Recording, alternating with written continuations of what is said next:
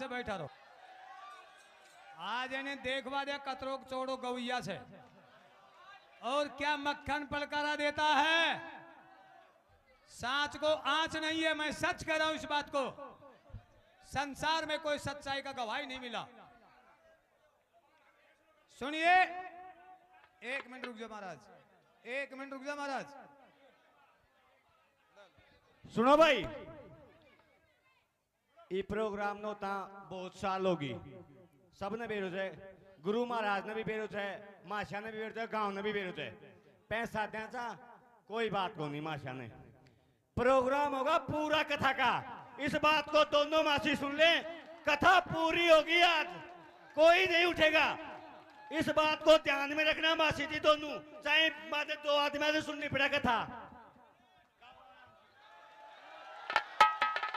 देख सुने, मेरे माया कमी से दाफर है। मैंने जो झूठ की गवाह दे तो दिखे थे ना, मैं उस आदमी को कदापि हिम्मत नहीं देता।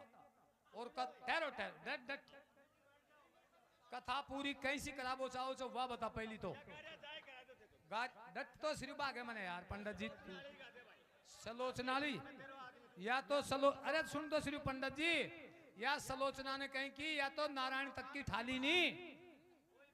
अरे बोलता क्यों नहीं आप? ये कथा तो नारायण तक की उठा ली नहीं। बोलो झूठेगा इसमें? बोल मक्खन खड़ा हो, खड़ा हो, बोल खड़ा हो। कथा किसकी है?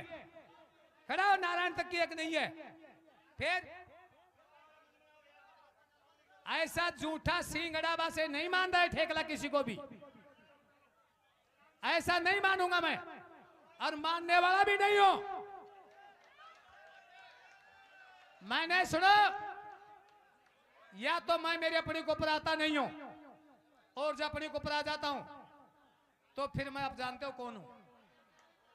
मैं सच्चाई की लड़ाई लड़ता हूं, झूठ नहीं लड़ता हूं।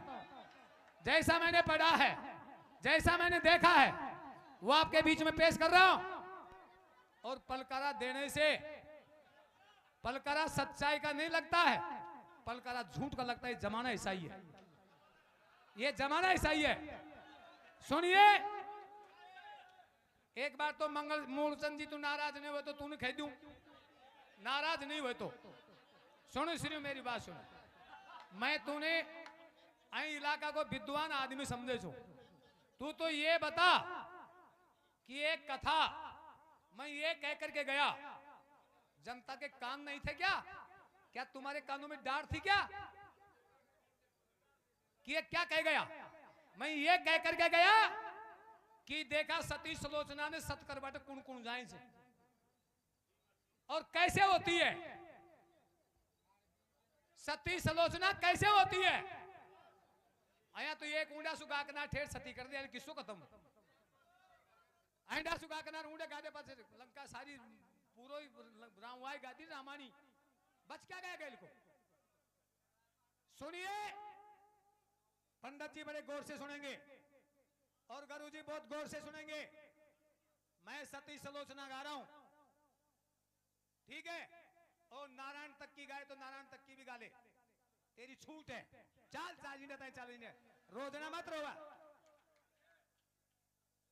आंकड़ा भी था, छेरा भी था, गैल ने बगाओ से पास लेटा का लेटा फंस गया नाम। कथा प्रसंग आपके बीच में इस प्रकार से था कि सबसे पहले भगवान राम जानता था, पहचानता था कि विभीषण लंका की रीति और रिवाज को जानता है।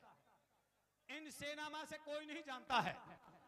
विभीषण को घोषणा करता है, अग विभीषण तुम तुम्हारी पुत्र वधू के साथ में जाओ और इसको सती करो।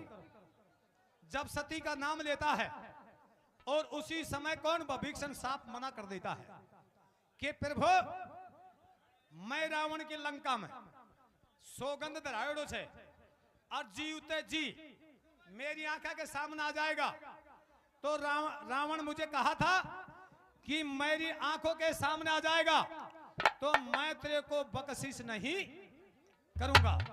जब भगवान ने कहा कि मैं तेरा रुखाला हूं, तेरी साथ हूं, बोलो ना महाराज, मैंने भी यह शपथ ली है कि रावण जब तक लंका में नहीं आऊंगा, जब तक माता सीता भगवान राम को तू नहीं लौटाएगा।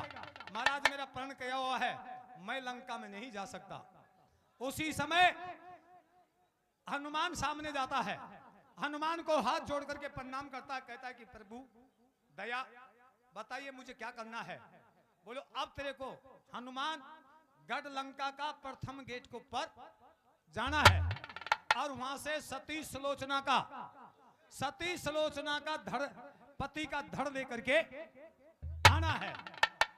जना लक्ष्मण बोलो महाराज एक और सुन ले। बोलो वाक्य प्रमाण कह रहा है, रामायण कहती है, ठेकला नहीं कह रहा, रामायण कहती है इस बात को कि महाराज मैं चलो तो जाऊंगा, लेकिन मेरे एक बहन से बोले वह कौन सा, कि जब लक्ष्मण को उठाने के लिए दैत्य आए थे, उन दैत्यों से लक्ष्मण नहीं उठा था, कदे मेरी भी गर्दन नीची हो जाए।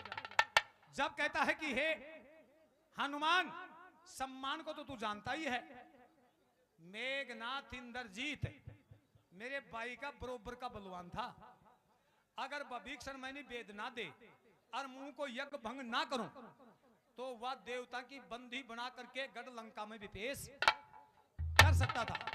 लेकिन आप विभीषण से विधि विधान पूछो कि इंद्रजीत मेघनाथ का धड़ कैसे उठेगा।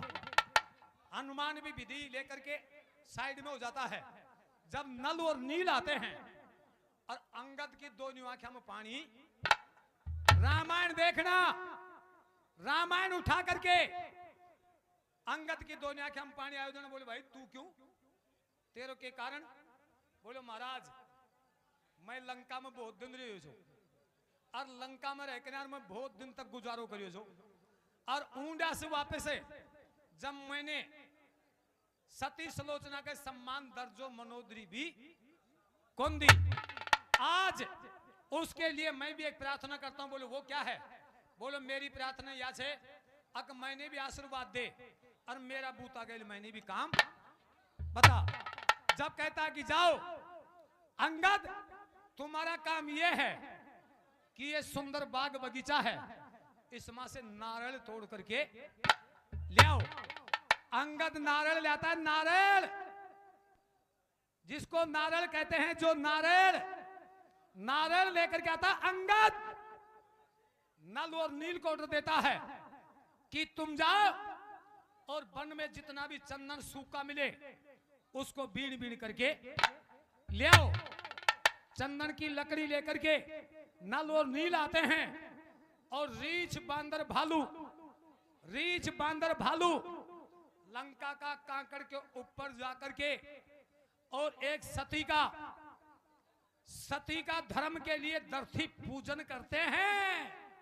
दर्थी पूजन, और दर्थी पूजन करने के पश्चात श्योम चल करके भगवान आता है और भगवान संदेशा देकर के अंगद को कहता है कि तुम जाओ और रावण से कहो कि तुम्हारी पुत्र वधु सती हो रही है और तेरी लंका का प्रथम गेट माला से दड़ नहीं लेकर। हनुमान पहुंच गया दरबार में जाकर के, अंगद खड़ा होता है। उस समय रावण की गर्दन नीची और सारा दरबार सुना हुआ बैठा था। सारा दरबार को देख करके अंगद कहता है कि तेरी पुत्र वधु सती सुलोचना सत करने के लिए जा रही है और भगवान राम रामादल का बुलावा से आया हूं।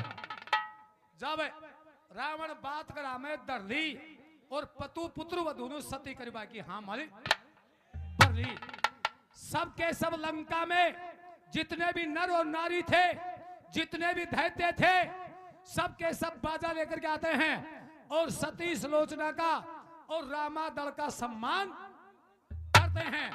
और रामादल का सम्मान करके और जब भगवान राम सामने नजर आता है किसके, रावण के, तो रावण प्रमाण कहता है कि रावण उस समय हाथ जोड़ करके प्रभु को प्रणाम। रीछ बांदर भालू राक्षस देख किनार घबरागा बोलियो यह के रोजीना लड़ाई और प्रभु राम के सामने 10 कंदर मस्तक नुवारा है। जब अत्री सुनते समय और राम कहता है कि ठहरो, दोनों एकत्र हो जाओ, एक मिलाप हो जाओ। मैं तुम्हारा भ्रम निकालूंगा। उस समय कहता कि इस समय युद्ध का नहीं है, इस समय हमारा सती धर्म है और प्रभु मेरी मर्यादा है और इस रावण की भी ये मर्यादा है। रावण कोई छोटी स्थिति नहीं थी, बहुत बड़ा विद्वान था।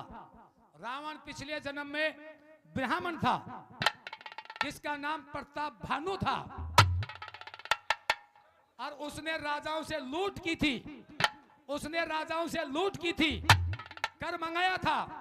एक राजा वन में जाकर के बैठ गया और वन में जाकर के इस बात का बदला मोड़ने के लिए बहुत दिन तक तपस्या की और तपस्या करने के पश्चात एक दिन प्रताप भानु शिकार खेलने के लिए वन में चला गया और वन में जाने के पश्चात, ये तो इस जन्म की बात बता रहा हूं, मैं पिछला जन्म की बता रहा हूं। मैं तो छेड़ता नहीं है कि यार क्यों किसी का माजना लिया, क्यों किसी को छेड़ा अपन ने। जो कोई गाता है अपनी टाइम पास करता है, बहुत बड़ी अच्छी बात है, अपन भी अपनी टाइम पास करते हैं। और जब उसी समय उसकी नगरी रह गई थी 72 योजन। प्रताप भानु की नगरी कौन सी थी? 72 योजन दूर रह गई। दिन छिप गो, बोले महाराज बहुत दूर आ गो। बोले के बात? बोले तू तो अब कौन पहुंचे? विश्राम